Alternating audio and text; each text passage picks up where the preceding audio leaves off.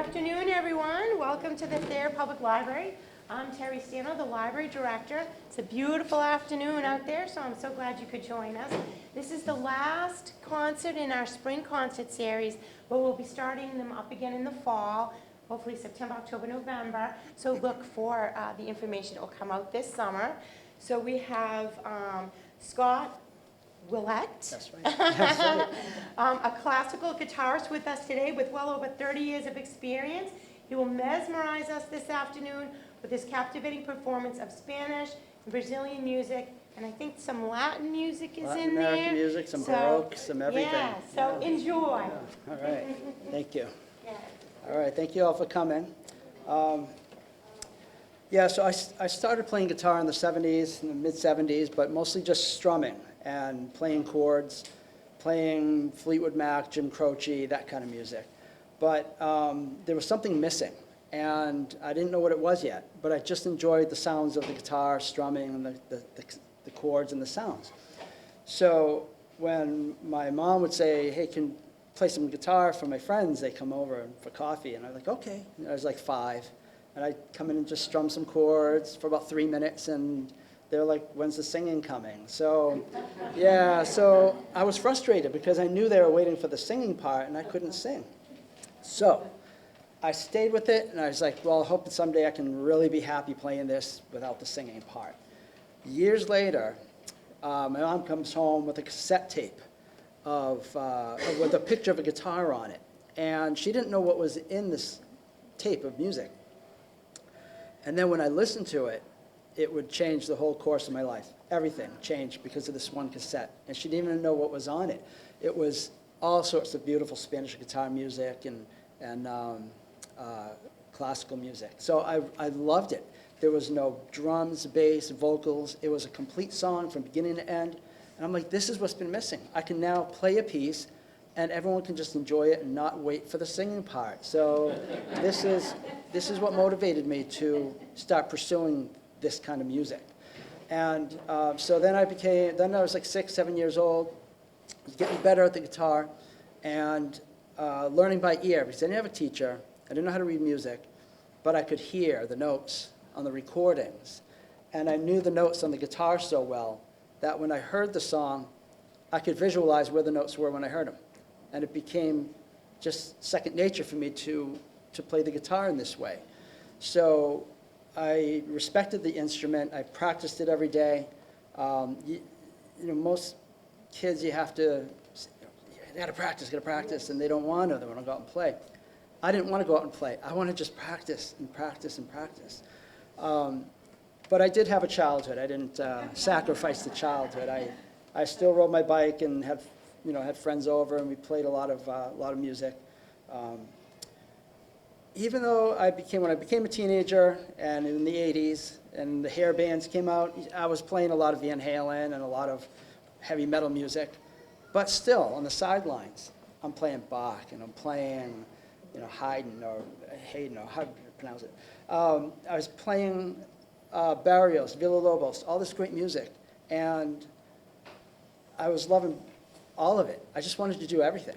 So by the time I graduated high school, I went to Berkeley for just a year, just to make sure I was doing everything properly.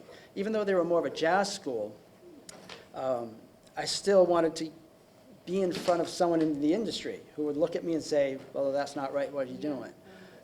So I went for about a year. I wanted to go for 2, cut it short to a year. And eventually, I raised a family, got married, had kids, put the guitar away for a little while. But then, around 2003, I started composing. And that's when the time was right. Because having played so much classical guitar music, it taught me how to express myself on the instrument. And so I didn't need to take any courses on songwriting. I learned it from all the recordings. And I just had a good sense of how to write a song based on all the great pieces written over decades and decades of time. So 2003 I started writing, and then I wanted to see what the world thought of my music. So thanks to the internet, I got to share the music with everyone globally, and then I wanted to start holding concerts.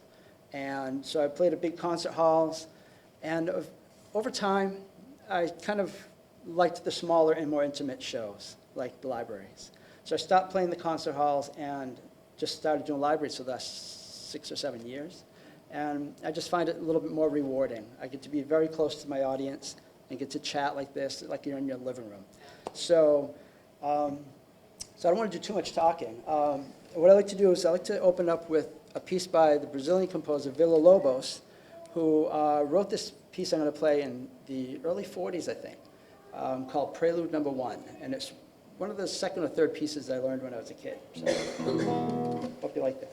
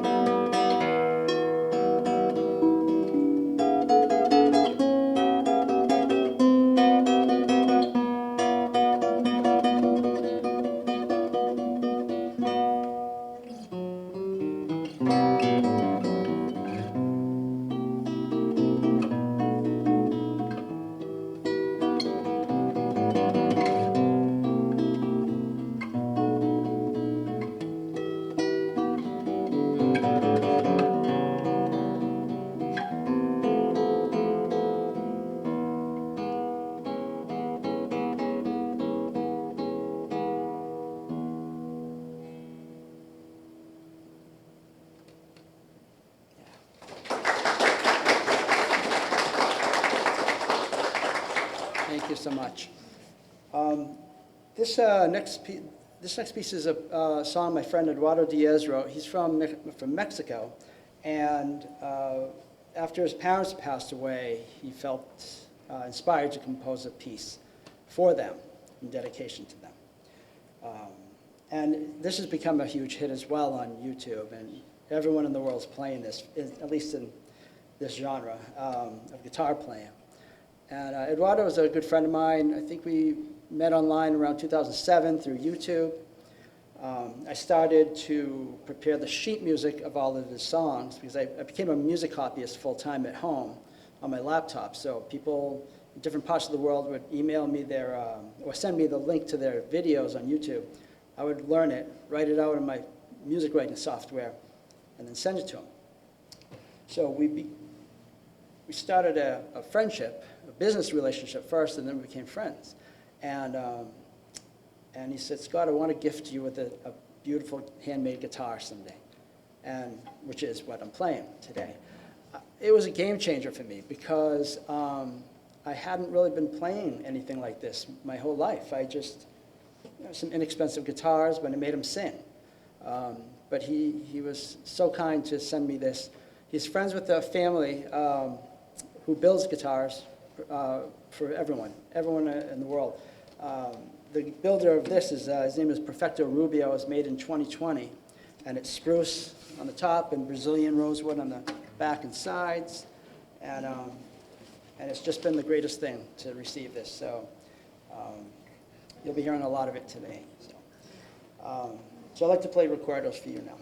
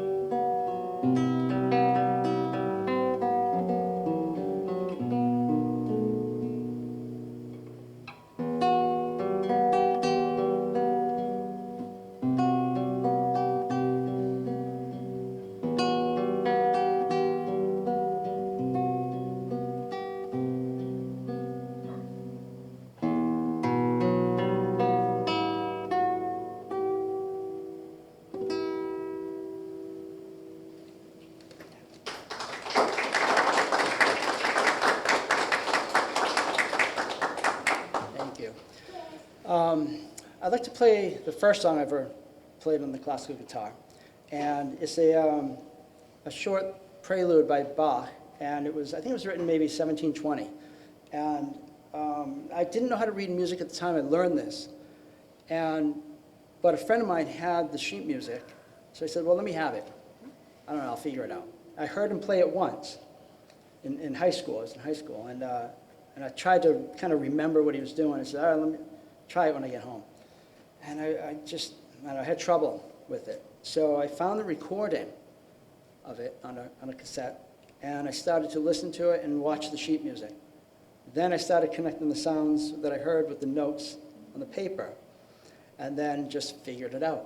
Learned what the names of the notes were, found them on the guitar, and then I started learning how to read sheet music, which helped out a lot so that in the future when I would go to, say, Boston Music Company, when I was an older teenager, I'd go to Boston Music and I'd go through their files. They had this big file cabinet, 5 drawers, from A to Z of classical guitar music, and I would just go through each one, pick it out and just kind of sight sing the melody and say, oh, no. And I'll pick out another one and like, oh, that looks kind of interesting. I'll buy that. Had no clue what it really would sound like, but I just kind of did my best to read. And I just did that A through Z, and I'd come out with maybe 6 or 7 pieces, go home, find the recording somewhere, and then just learn them. So I did this over and over again for months until I had like a repertoire of pieces where I could do like a concert or whatever. Concert for my friends, basically. Now, I wasn't playing concert halls yet. But anyway, so I'm sidetracking. So I learned this piece, Prelude in D minor. I played it everywhere. I played it on the school bus, going to school. I bring the guitar, no case, just bring it on the guitar on the bus, hoping that it wouldn't get damaged, just kind of protecting it. And I'd start playing it for my friends. Could barely hear it because of the sound of the school bus, but I tried to play really loud. And it was a beautiful classical guitar. It was built in like 1972. My mom still has it. It sounds beautiful, but it's unplayable because it's so old now. But I could kick myself when I think about the days that I used to do that. I would bring it to the band room in high school. I went to school in Georgetown, and I would sit in the stairs, the hallway, and just play this piece, hoping someone would hear it. I don't have to do that anymore. I've got you now as an audience to listen to it. So this is my very first classical piece, Prelude in D minor. All right.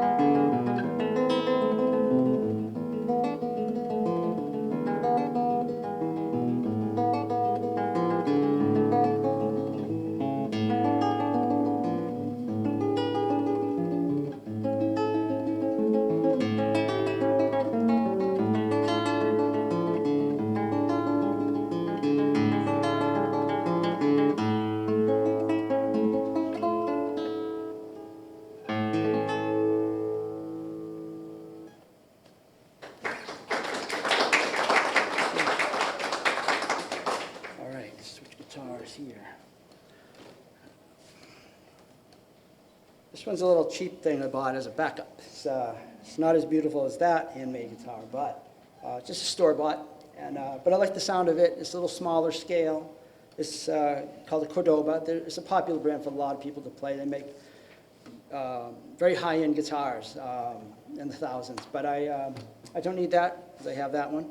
But every once in a while I like something just a little smaller and different sound, just a very different feel. So in my teen years, I used to get guitar magazines, like any guitarist would. And you would see who's who in the industry. Andrea Segovia, Christopher Parkin and John Williams, Manuel Barroeco, all these great guitarists. And there was one named Andrew York, which I wasn't really familiar with. I hadn't really heard him before. And I don't know, there's so many, I mean, you can't hear it all. So I said, well, let me find some recordings of his. And I heard some stuff, and I'm like, yeah, it's okay. But I just didn't gravitate towards it, towards his music. And so I kept doing what I was doing, and playing Spanish and classical music. But I kept seeing his name in the magazines, and I'm like, this guy's haunting me. I gotta look more into this guy. So he was part of I think the LA Guitar Quartet in Los Angeles. I wasn't really big into duos or trios or quartets. I was just into solo guitar. That's all I liked to do. So he did play a solo piece that I liked, but I never really learned it. So that was the end of Andrew York. Okay. Now, fast forward, many, many years later, and I found out he was going to be at Berkeley giving a free recital. And I'm like, well, I don't work anymore. I just do music, and I've got all day to myself. So I will go see Andrew York for the first time, finally, and seeing, what the big deal is, right? Boy, was I wrong. I'm telling you, this guy is amazing, amazing composer, mathematician as well. And we really hit it off. We talked for a little bit before his show, for about 10 minutes or so. And he had a beautiful song he wrote called Home. And we talked about me playing that for him, and he was going to play one of my pieces at one of his shows in Connecticut. Unfortunately, I wasn't able to make it, but I learned his piece anyway. And I started listening to him. I became friends with him on Facebook, and he's just the nicest guy. So I'm really glad that I eventually, after 3 decades, I just finally connected with Andrew York, and he just makes such great music. So the piece I'm going to play, I wish I wrote it. That's all I'll say is I wish I wrote it. So this is called Home, Andrew York. Okay.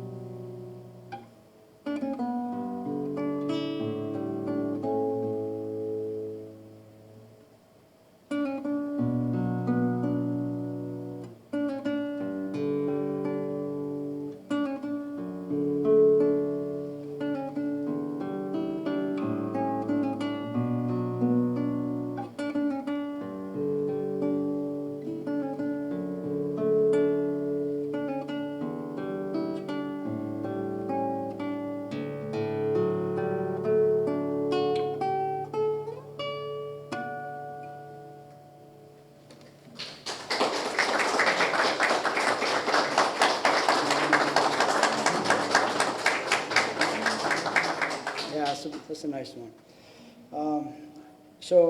I got one more piece before I start into my original music. During my late teens, I discovered a guitarist by the name of Agustin Barrios.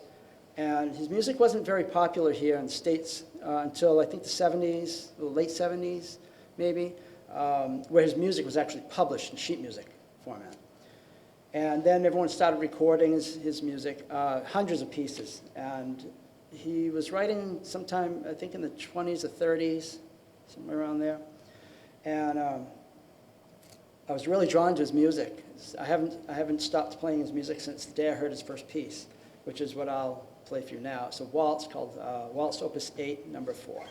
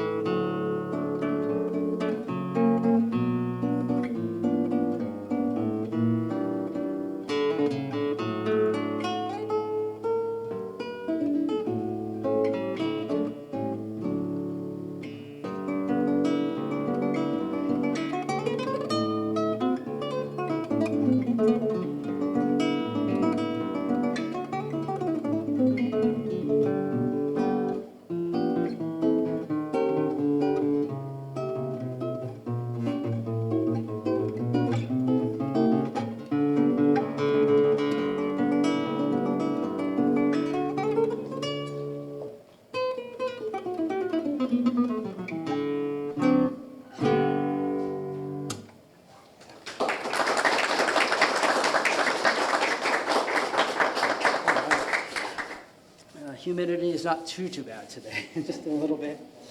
All right, so now we're going to begin the original stuff. So the reason why I started to write music was in my childhood, I had a brother and sister. They're twins, 2 years older than me. And I had a stepdad from Greece. And my mom worked, I think she was a waitress. My stepdad was a carpenter. And I just felt like the black sheep of the family. I was kind of didn't really feel like I gravitated towards any of my family members, except my mom. But I kind of just stayed alone a lot. And when I discovered all this great classical and Spanish guitar music, it was almost acted like a pacifier for, all the times when you have troubles when you're a kid, in your teenage years. Everything's so dramatic, And so this music was like my babysitter. I mean, it just comforted me. I loved listening to it. I didn't always play the music on these cassettes and records, but I just listened to them, and it transported me to a whole nother universe. Just listening to these pieces were like 4 and 5 minute concert pieces. I just closed my eyes and just, I wouldn't envision being anywhere. I would just soak up the notes, just the melodies. And it's probably why I just became so passionate about wanting to write my own like this. And I wanted to thank these guitarists, but half of them were dead. I mean, I couldn't do that. I couldn't shake their hand and say, hey, thank you for writing this great music I've enjoyed listening to. I couldn't. And if they were alive, I mean, they're in other parts of the world, Italy or wherever, Australia. And so it just became impossible for me to ever thank them for it. So I said, well, someday I'll write my own music and maybe reach other people who was in my situation at one time. And maybe it will help them in the same way. So I felt like I needed to give back. I didn't want to just take the music. So I wanted to give back. So that's what propelled me into this whole world of composition. And when I decided I wanted to compose, I had no idea what I was going to compose. Where do you begin? I had one song written. I didn't write anything yet. But I had just gotten divorced. It was 2003. My kids were like 6 and 7. And I moved into this little studio apartment in Amesbury, Massachusetts. And it was just me. I had my kids on the weekends and worked during the week. I taught guitar at night. And I thought about it and go, well, where do I begin? It's time to write. I kept saying it's time to write. And I thought, well, I'm going to write about what just happened, this whole life change of mine now. And I'm going to now pursue music more aggressively than ever before. I seem to be in the right position and situation. I've got a very inspiring apartment. It was a beautiful little apartment on the second floor downtown. Brick walls, just gorgeous, and big windows. So I thought about that. I thought about moving forward. And that's what inspired me to start writing my first song. And I wrote about that. Then I would reflect on other things as I went on, living just month after month. I met people or traveled places, and every time something moved me emotionally, I felt the need to write about it. And the challenge was to make something like that into a song. I mean, you can write lyrics, and then that kind of explains to you what the song's about. But to take a feeling about something and make that into music, that was a challenge. So, without talking too much again, I will play a piece I wrote for a classical guitarist named Irene Gomez, and she's from Bogota, Colombia. We met in just as friends in New York. She was doing a concert in Soho, and I really liked her playing. She played really gentle. That's what I liked about her. She played very, very gentle, and we got to talking, and she said, "Would you write a song for me?" She goes, "I heard your lullaby you wrote recently, and I really would love something, dedicated to me. Would you be interested?" And I said, "Yeah." So what I did was I thought about her playing. That's all I knew. I didn't know her personally very well, but I knew her playing because she had a bunch of CDs. She had gone to Juilliard. And so I took that thought and says, okay, I'm going to write a very, very gentle piece. We'll call it Theme for Irene. And here it is. So.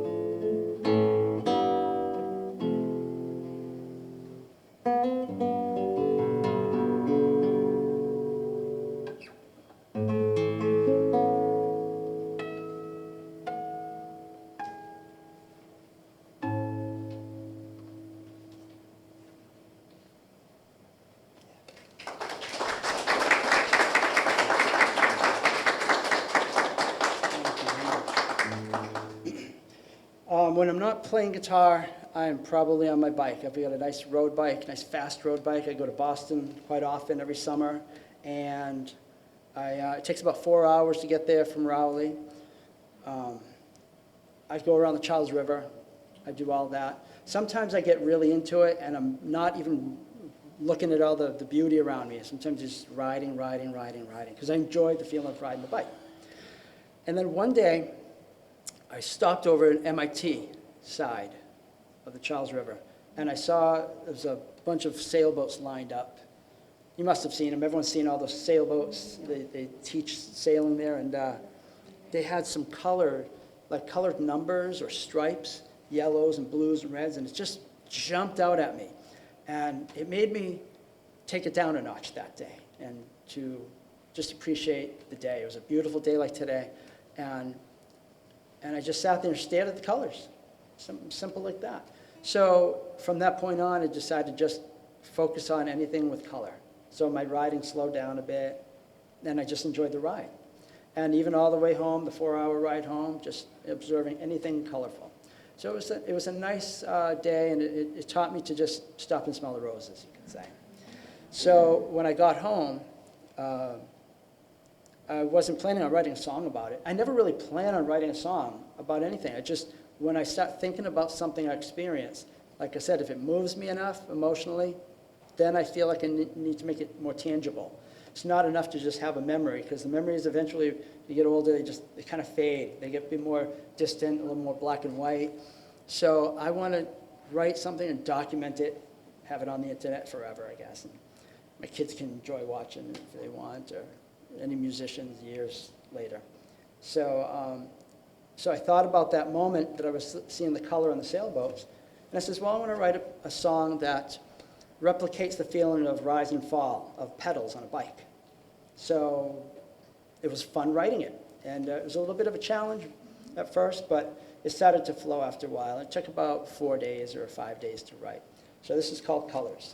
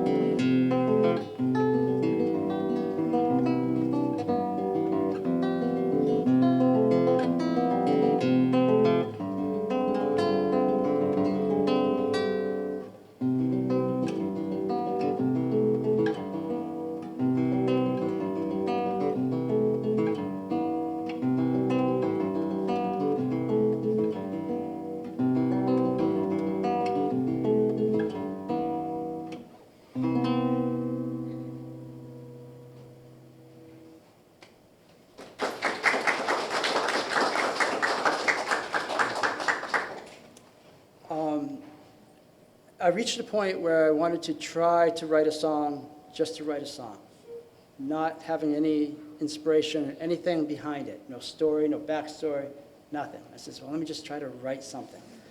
that is pretty intimidating when you don't, how do you write a song that doesn't exist yet? Like, how do you do it? Where do you begin? And one thing that helped me write music was when I was a student at Berkeley, I was like 18, and like a sponge, soaking up every bit of advice the teachers gave me, because they were the coolest, and I really appreciated all their wisdom that they had to share with us. And I was in the Berkeley Performance Center where they have concerts. And one of my teachers, John Aldridge, was one of the most famous jingle writers. Every jingle you've ever heard in the 70s and 80s probably came from him. And I thought that was so awesome. And so I really listened to everything he said. He gave a lot of lectures. And I remember he said, he asked all of us students, he said, do you all know what an introduction is in a song? And we all have kind of an idea of an introduction. It's just the beginning of the song. And that's kind of all I ever knew. But we couldn't define it. No one's ever asked us that question before. How do what is the introduction of a song for?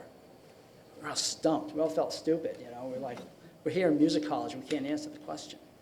And so we said, well, it's to establish the feel of the song. It's to establish the tempo.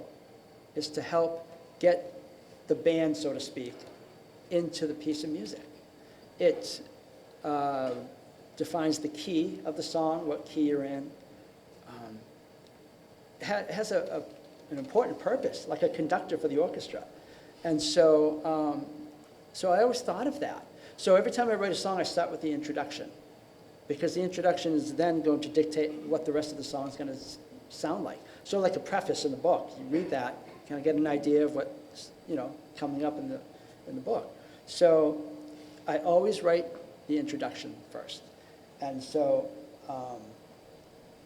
so I came up with something just out of the blue, and I liked it, and it helped to write the rest of the piece. So this is called As Her Love Fades.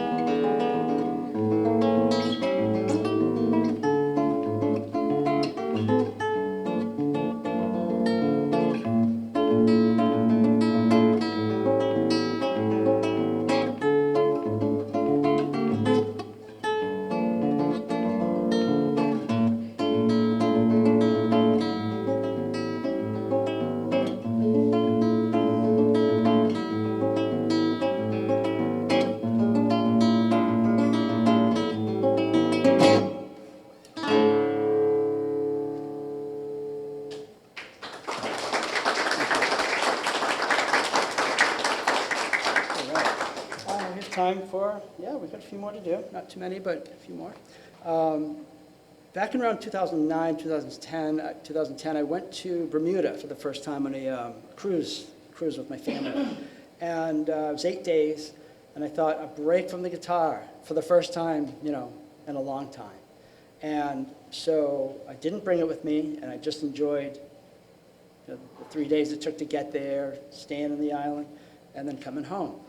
And but every morning I would wake up and walk around the ship and wait for the sunrise, because that was cool to see that in the middle of the ocean.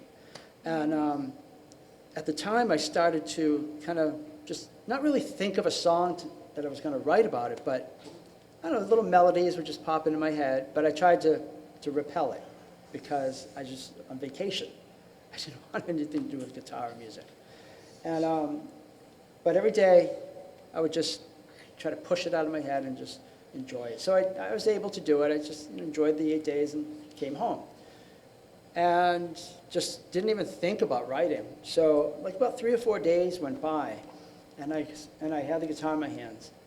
And I just sat there thinking about it. Now, what happens in the process of composing is I always have the guitar in my hands, and when I start thinking of something, a chord will just, my subconscious, like I'm not thinking about what chord, my hand just tends to go to a certain chord that reflects what I'm feeling. You know, the music, we have happy sounding chords, and we have sad sounding chords, and they're very useful depending on what you need it for, funeral or celebration or something, graduation. So in my situation, I had a little bit of both. I was, believe it or not, I was a little sad because I missed my guitar for that week, but I was happy that I was on a cruise and going someplace cool. So I wanted to have a little bit of the happier sounding chords and the sadder sounding chords in one song. I said, I'm going to write about it now. So it took about 2 weeks. It was a hard song to write, but I was able to do it. It's called Sunrise.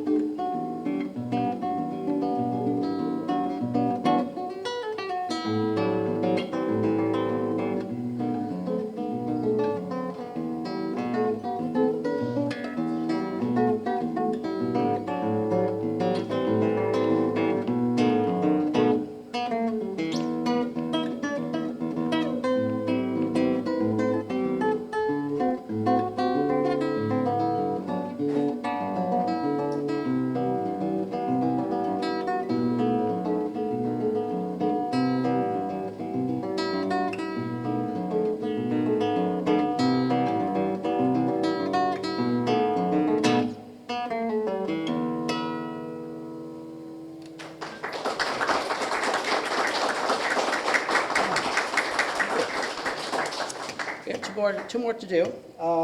This is a tune I wrote called Jamie's Seashells. And I actually had this 7-year hiatus of writing.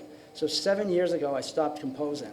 And I just, for some reason, I felt like I had enough pieces. I think I must have written about, I don't know, 25 or 30 pieces, all very different from one another, and all different tempos and feels and everything like that. So I kind of felt uninspired to continue because I felt like it reached my goal. I felt like I wrote enough music to be able to share it with the world, which is what the commitment I made to myself when I was a kid. So someday I want to be able to write my own stuff and maybe share it somehow. I didn't know how at the time because we didn't have the internet when I made that pact with myself. So, so all my friends were like, Scott, when are you going to write? This is crazy. You're such a great composer. I was like, it's not happening. I'm done. So 7 years went by, and it was just horrible. I eventually come to terms with it, and I took up the harp, lever harp, so I started writing music on that, and just rode my bike more, and just, I didn't force it. It's like, well, if it comes someday, then that's great. So unfortunately, the reason why I wrote this next piece after 7 years was I made friends with this girl named Jamie Small from Australia. She's 28, I think, 29. And she's a singer-songwriter, really good, and a really good voice. I was blown away. I met her online a couple of years ago. We had a video chat, we just talked. I talked about scoring her music for her, making the sheet music, helping her along her career. And we kept in touch a little bit here and there. And I couldn't stop listening to her music, and I loved it. And it was all original stuff. But after I messaged her on Facebook once, and she didn't get back to me for like a month or two, and I'm like, uh-oh, that doesn't sound good. And so I put her name in Google and found out she'd passed away. And I'm like, what? So I was in shock for like 4 months, and because we were going to do some collaborations, and we were just kind of slowly becoming friends, and I was just really, really shocked. So I reached out to the parents and became friends with them, because I'm a parent myself, so I can only imagine, well, I know, I can imagine what they're going through. So I wanted to help them through their grief, and through these musical projects I'm doing, a series of musical projects for them to help keep their daughter's music alive. So, so I wrote this piece, and it was the next inspiration. So it's kind of a sad reason to, have to write, but it's kind of nice in a way that, James' music has inspired me, and, her memory will never be forgotten. So, and I tell the parents that all the time. So, so this is based on the fact that Jamie liked to pick up seashells at the ocean all the time. When her mom told me that, that's what kicked in. I'm like, there's the reason. That's the next inspiration for my next song. So this is called Jamie's Seashells.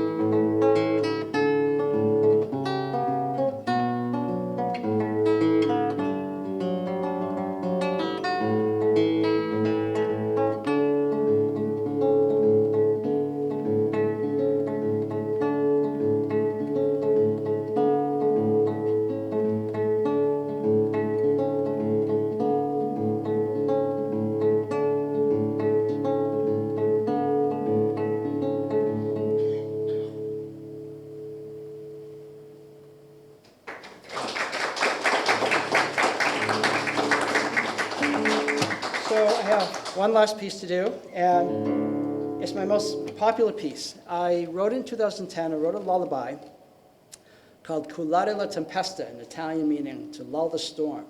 And the reason it's in Italian is I had just made a lot of friends from Italy. I was preparing the sheet music for some friends of mine, and I wanted to Skype with them. So when we went over notes, to go over corrections or adjustments here and there. So I figured I'd try to learn the language. I can talk to them, but you know what? I only learned how to say "Come stai" and whatever. How are you? The book is on the table. All these. So I couldn't really do it. So I kind of gave up. But I didn't want to have an English title for this song. I wrote it during that time. I was really immersed in Italian culture, language. So I checked with all my friends. I'm like, is this the right way to spell it? Is this the right way to grammatically? And checked with like 3 or 4 people from Italy, and like, yeah, that's right, Scott. So now I uploaded my video on YouTube, and a friend of mine in Copenhagen covered it, made a video of himself playing it, and he was really famous over where he lives. And then everyone started playing it, and everyone started uploading videos of themselves playing this piece from every part of the world. And then like harpists were learning it, pianists, everyone. And I was like, wow, I really didn't see this coming. And it's just the best feeling in the world. And then a classical guitarist, a young classical guitarist named Alexandra Whittingham, covered it. And it just got insanely popular. And I was just so grateful to hear everyone's different interpretations of it. So I'd like to end my show with the lullaby, To Lull the Storm, or Cullare la tempesta.